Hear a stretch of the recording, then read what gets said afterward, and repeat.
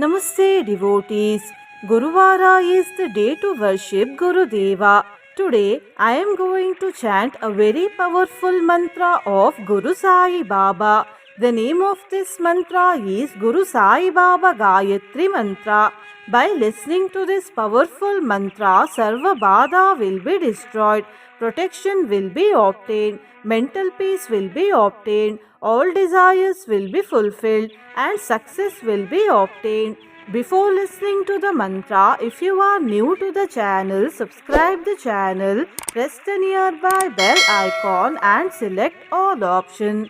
Also comment as Om Shri Sai Babaya Namaha. Om Shiradivasaaya Vidmahe Satchidanandaya Dhimahi Tanno Sai Prachodayat. Om Shiradivasaaya Vidmahe Satchidanandaya Dhimahi Tanno Sai Prachodayat. Om Shiradivasaaya Vidmahe Satchidanandaya Dhimahi Tanno Sai Prachodayat. Om Shiradivasaaya Vidmahe Satchidanandaya Dhimahi Tanno Sai Prachodayat. Om Shiradivasaaya Vidmahe Satchidanandaya Dhimahi Tanno Sai Prachodayat. Om Shiradivasaaya Vidmahe Satchidanandaya Dhimahi Tanno Sai Prachodayat.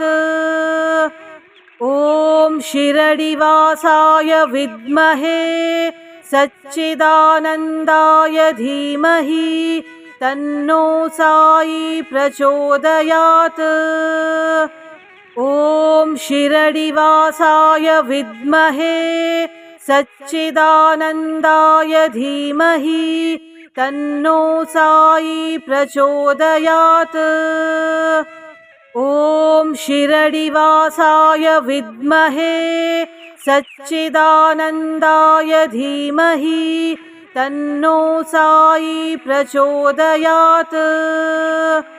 Om Shiradivasaaya Vidmahe Satchidanandaya Dhimahi Tanno Sai Prachodayat.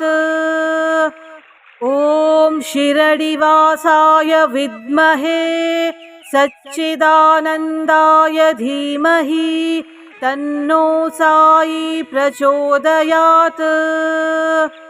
Om Shiradivasaaya Vidmahe Satchidanandaya Dhimahi Tanno Sai Prachodayat. Om Shiradivasaaya Vidmahe Satchidanandaya Dhimahi Tanno Sai Prachodayat. Om Shiradivasaaya Vidmahe Satchidanandaya Dhimahi Tanno Sai Prachodayat. Om Shiradivasaaya Vidmahe Satchidanandaya Dhimahi Tanno Sai Prachodayat.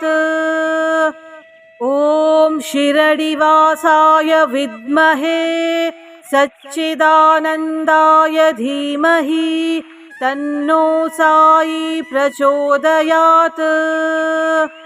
Om Shiradivasaaya Vidmahe Satchidanandaya Dhimahi Tanno Sai Prachodayat. Om Shiradivasaaya Vidmahe Satchidanandaya Dhimahi Tanno Sai Prachodayat. Om Shiradivasaaya Vidmahe Satchidanandaya Dhimahi तन्नो साई प्रचोदयात्। ॐ शिरडिवासाय विद्महे सच्चिदानन्दाय धीमहि तन्नो साई प्रचोदयात्। ॐ शिरडिवासाय विद्महे सच्चिदानन्दाय धीमहि तन्नो साई प्रचोदयात्। ॐ शिरडिवासाय विद्महे सच्चिदानन्दाय धीमहि तन्नो साई प्रचोदयात्। ॐ शिरडिवासाय विद्महे सच्चिदानन्दाय धीमहि तन्नो साई प्रचोदयात्। ॐ शिरडिवासाय विद्महे सच्चिदानन्दाय धीमहि तन्नो साई प्रचोदयात्। ॐ शिरडिवासाय विद्महे सच्चिदानन्दाय धीमहि तन्नो साई प्रचोदयात्। ॐ शिरडिवासाय विद्महे सच्चिदानन्दाय धीमहि तन्नो साई प्रचोदयात्। ॐ शिरडिवासाय विद्महे सच्चिदानन्दाय धीमहि तन्नो साई प्रचोदयात्। ॐ शिरडिवासाय विद्महे सच्चिदानन्दाय धीमहि तन्नो साई प्रचोदयात्।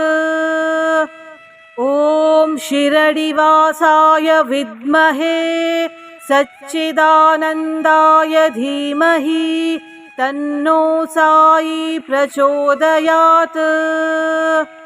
ॐ शिरडिवासाय विद्महे सच्चिदानन्दाय धीमहि तन्नो साई प्रचोदयात्। ॐ शिरडिवासाय विद्महे सच्चिदानन्दाय धीमहि तन्नो साई प्रचोदयात्। ॐ शिरडिवासाय विद्महे सच्चिदानन्दाय धीमहि तन्नो साई प्रचोदयात्। ॐ शिरडिवासाय विद्महे सच्चिदानन्दाय धीमहि तन्नो साई प्रचोदयात्। ॐ शिरडिवासाय विद्महे सच्चिदानन्दाय धीमहि तन्नो साई प्रचोदयात्। ॐ शिरडिवासाय विद्महे सच्चिदानन्दाय धीमहि तन्नो साई प्रचोदयात्। ॐ शिरडिवासाय विद्महे सच्चिदानन्दाय धीमहि तन्नो साई प्रचोदयात्। ॐ शिरडिवासाय विद्महे सच्चिदानन्दाय धीमहि तन्नो साई प्रचोदयात्। ॐ शिरडिवासाय विद्महे सच्चिदानन्दाय धीमहि तन्नो साई प्रचोदयात्। ॐ शिरडिवासाय विद्महे सच्चिदानन्दाय धीमहि तन्नो साई प्रचोदयात्। ॐ शिरडिवासाय विद्महे सच्चिदानन्दाय धीमहि तन्नो साई प्रचोदयात्।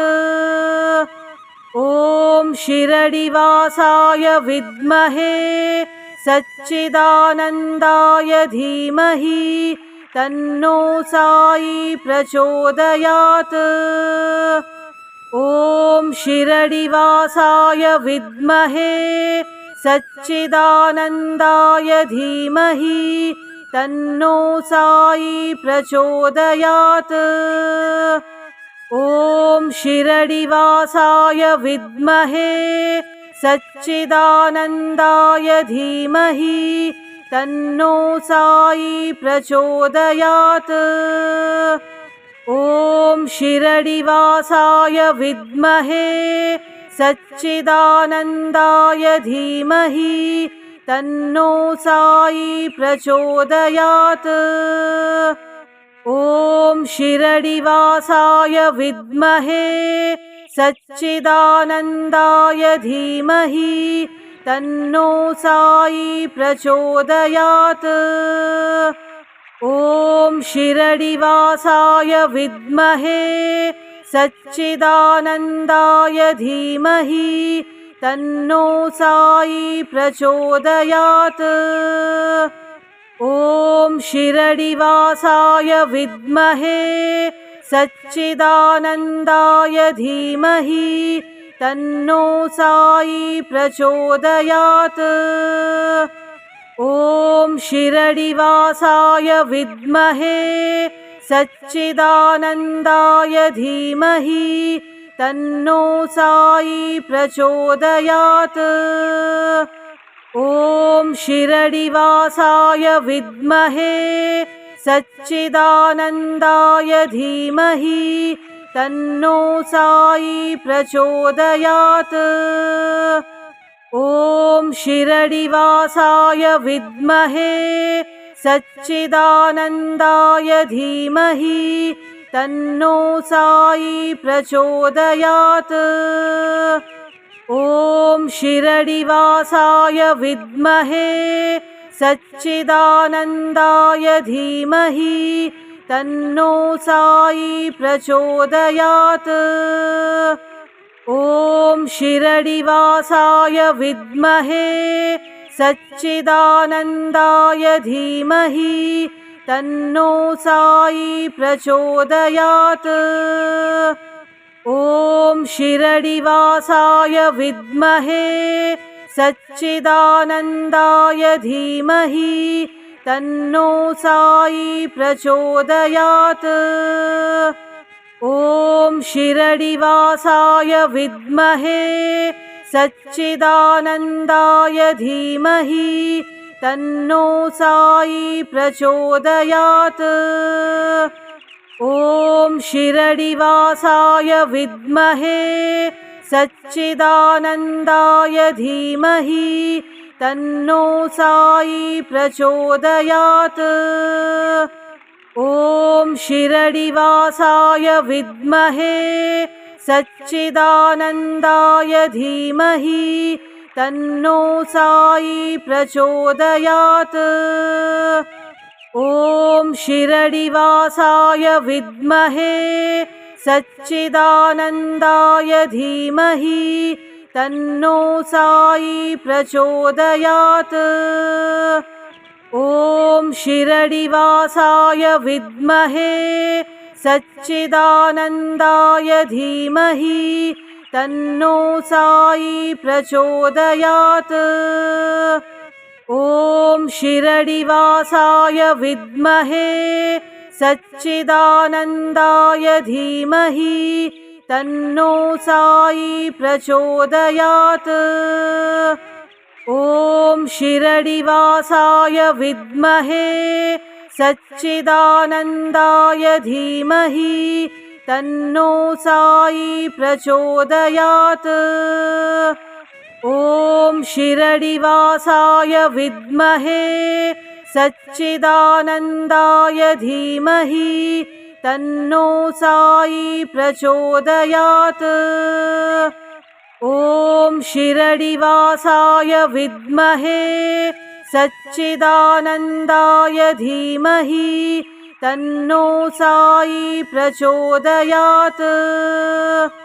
ॐ शिरडिवासाय विद्महे सच्चिदानन्दाय धीमहि तन्नो साई प्रचोदयात्। ॐ शिरडिवासाय विद्महे सच्चिदानन्दाय धीमहि तन्नो साई प्रचोदयात्। ॐ शिरडिवासाय विद्महे सच्चिदानन्दाय धीमहि तन्नो साई प्रचोदयात्। ॐ शिरडिवासाय विद्महे सच्चिदानन्दाय धीमहि तन्नो साई प्रचोदयात्। ॐ शिरडिवासाय विद्महे सच्चिदानन्दाय धीमहि तन्नो साई प्रचोदयात्।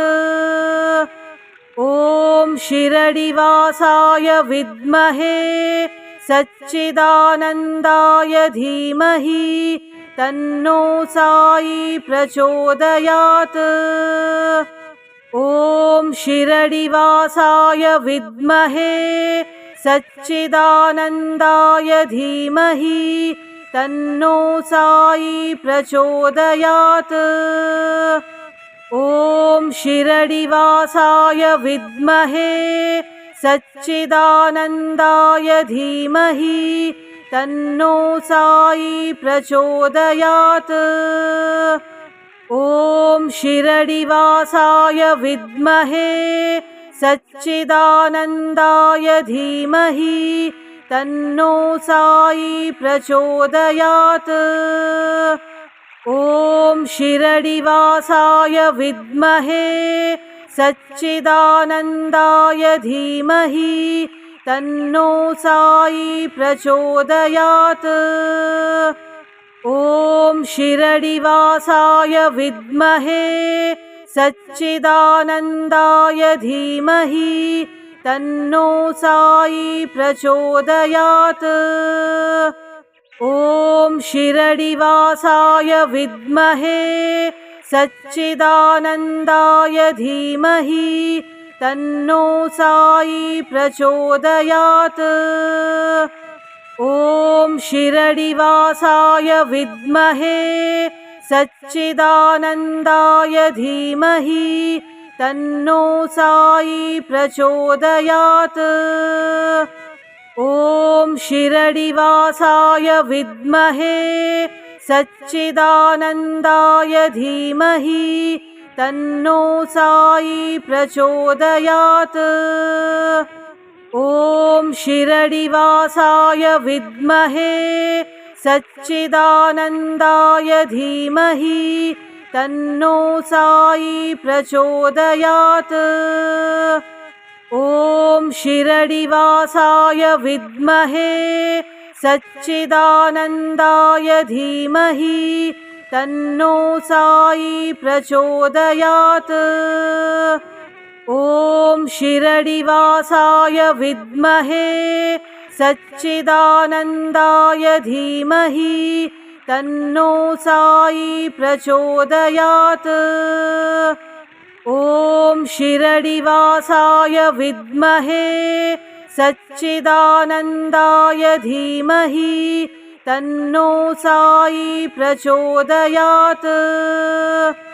ॐ शिरडिवासाय विद्महे सच्चिदानन्दाय धीमहि तन्नो साई प्रचोदयात्। ॐ शिरडिवासाय विद्महे सच्चिदानन्दाय धीमहि तन्नो साई प्रचोदयात्। ॐ शिरडिवासाय विद्महे सच्चिदानन्दाय धीमहि तन्नो साई प्रचोदयात्। ॐ शिरडिवासाय विद्महे सच्चिदानन्दाय धीमहि तन्नो साई प्रचोदयात्। ॐ शिरडिवासाय विद्महे सच्चिदानन्दाय धीमहि तन्नो साई प्रचोदयात्। ॐ शिरडिवासाय विद्महे सच्चिदानन्दाय धीमहि तन्नो साई प्रचोदयात्। ॐ शिरडिवासाय विद्महे सच्चिदानन्दाय धीमहि तन्नो साई प्रचोदयात्। ॐ शिरडिवासाय विद्महे सच्चिदानन्दाय धीमहि तन्नो साई प्रचोदयात्। ॐ शिरडिवासाय विद्महे सच्चिदानन्दाय धीमहि तन्नो साई प्रचोदयात्। ॐ शिरडिवासाय विद्महे सच्चिदानन्दाय धीमहि तन्नो साई प्रचोदयात्। ॐ शिरडिवासाय विद्महे सच्चिदानन्दाय धीमहि तन्नो साई प्रचोदयात्। ॐ शिरडिवासाय विद्महे सच्चिदानन्दाय धीमहि तन्नो साई प्रचोदयात्। ॐ शिरडिवासाय विद्महे सच्चिदानन्दाय धीमहि तन्नो साई प्रचोदयात्। ॐ शिरडिवासाय विद्महे सच्चिदानन्दाय धीमहि तन्नो साई प्रचोदयात्। ॐ शिरडिवासाय विद्महे सच्चिदानन्दाय धीमहि तन्नो साई प्रचोदयात्। ॐ शिरडिवासाय विद्महे सच्चिदानन्दाय धीमहि तन्नो साई प्रचोदयात्। ॐ शिरडिवासाय विद्महे सच्चिदानन्दाय धीमहि तन्नो साई प्रचोदयात्। ॐ शिरडिवासाय विद्महे सच्चिदानन्दाय धीमहि तन्नो साई प्रचोदयात्। ॐ शिरडिवासाय विद्महे सच्चिदानन्दाय धीमहि तन्नो साई प्रचोदयात्। ॐ शिरडिवासाय विद्महे सच्चिदानन्दाय धीमहि तन्नो साई प्रचोदयात्। ॐ शिरडिवासाय विद्महे सच्चिदानन्दाय धीमहि तन्नो साई प्रचोदयात्। ॐ शिरडिवासाय विद्महे सच्चिदानन्दाय धीमहि तन्नो साई प्रचोदयात्। ॐ शिरडिवासाय विद्महे सच्चिदानन्दाय धीमहि तन्नो साई प्रचोदयात्। ॐ शिरडिवासाय विद्महे सच्चिदानन्दाय धीमहि तन्नो साई प्रचोदयात्। ॐ शिरडिवासाय विद्महे सच्चिदानन्दाय धीमहि तन्नो साई प्रचोदयात्। ॐ शिरडिवासाय विद्महे सच्चिदानन्दाय धीमहि तन्नो साई प्रचोदयात्। ॐ शिरडिवासाय विद्महे सच्चिदानन्दाय धीमहि तन्नो साई प्रचोदयात्।